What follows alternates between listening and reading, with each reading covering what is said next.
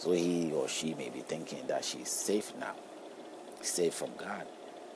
Now I'm telling you that God didn't even judge. God has not even judged you, because He won't be judged. Thinkable. It's unthinkable to think that God has condemned you or judged you. Why would He do that? He won't first do that anyway. That's a cheap shot. That's a low shot. Low life. I think He won't do that. So He won't be so what do you call it? Illogical, or let's say unwise, to make such a commitment or so this thing, to put Himself in that situation. No, it's a man who will do that. A man who has limitations and haven't got the infinite wisdom will have to do that. Because, hey, I may be whatever you may think of, but I'm not dumb. And the words are very clear. God shouldn't do that.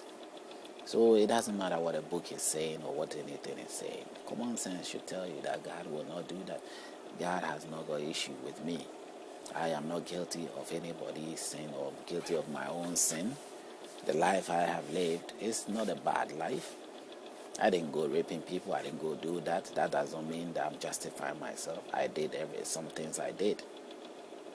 Some things I did which are very similar or have every relation to the horrible things that has gone on in life. People, as I said, my definition is that whatever you do that others might that doesn't necessarily like or support or agree with is the sin we are talking about. That is what you might declare a sin, and even that is resolvable with the person. You resolve it with the person.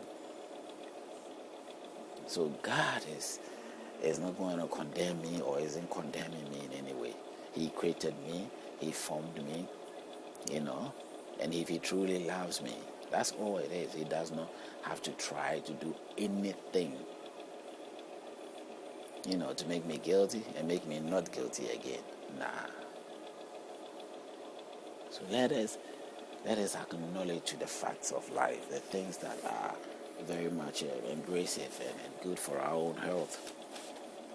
We must focus on God in a more honest and a truthful way. And as I pursue it that way, no matter where corner you pass with Christian strategies or Islamic strategies, I know that whatever you're saying or you're trying to put to me, it is not very much adding up. So I won't even, if I pursue to sort of challenge or put you through that, you will come to realize that. But most of the time, no. People will always drift away. They won't even allow you to make the point that will sort of enlighten them in the suggestions that you may have. So then it becomes necessary that I have to unveil these things. I have to really share with people and tell you that, guys, this is what is there. Ladies, this is what is there. This is what I've read. I explain it this way, or I'm explaining it, not necessarily interpreting it. There are quotations that are put there that are not parables. So they are literally explainable. It's like normal sentence being put before you, bless that, and explanation is clear. It's nothing to do with parable or proverbial speaking or irony, making some irony where you have to translate in a different, no. Clear statements. Those are the things we touch on. And it's like we're giving ourselves time to be going through all these things whilst the day passes by slowly.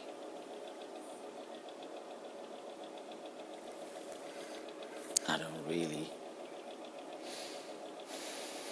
look down on my uniqueness. So I know that everybody is unique in his own rights.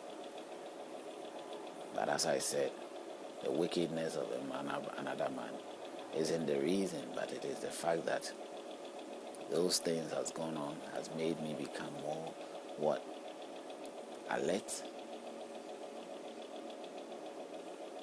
and aware of what might necessarily happen. It's not something that I'm getting too much into. God is unique. God must be unique. Maybe there is no God. That is why spirits take advantage of our lives. But if there is a God, I think his goodness is all that is being taken advantage of.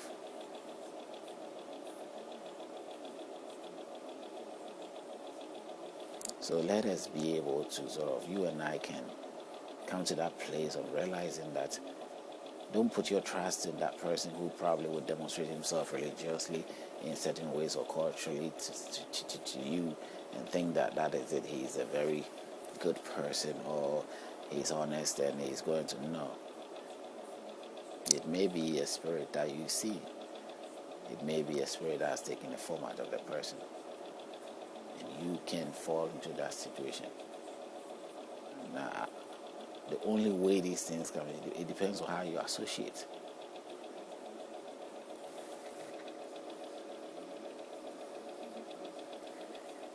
Depends on how you associate. The sociable life.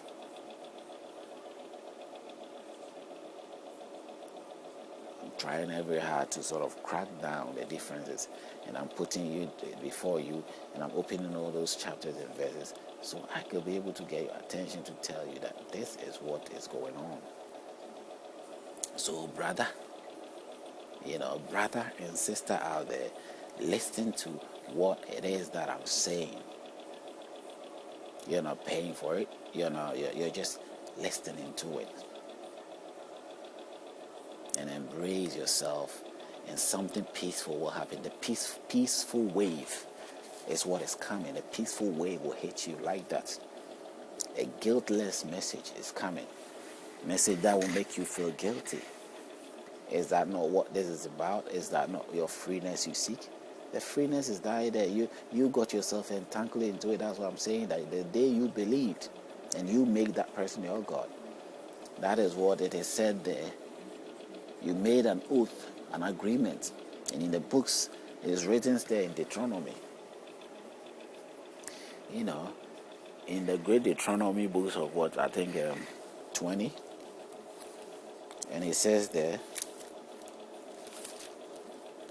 in the great books of Deuteronomy, it clearly states there, Deuteronomy 23, when you make a vow to the Lord your God. So it is in the same 21, 22 of chapter 23, Deuteronomy. A vow. These are all in the same context.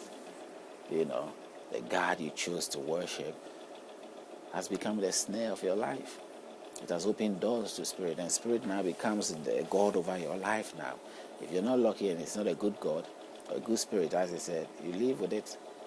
But now I have moved to that advanced knowledge of who God really should be. It may be a unified God of unipolar sense, or it may be a singular God and has got also for entourage behind him, to execute his will. Whichever way it is, God is God. I don't get myself worried about that. What I'm worried about is what will God do, or what does God does, and who really is God. Who really is God. Is God there to destroy me? Is God there saying that or not saying that? I want the honest truth of what he says, what he doesn't say.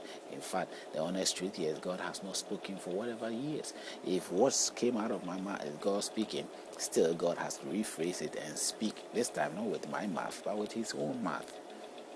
And God can do that. He's capable of doing that. From what I know of what the Bible says.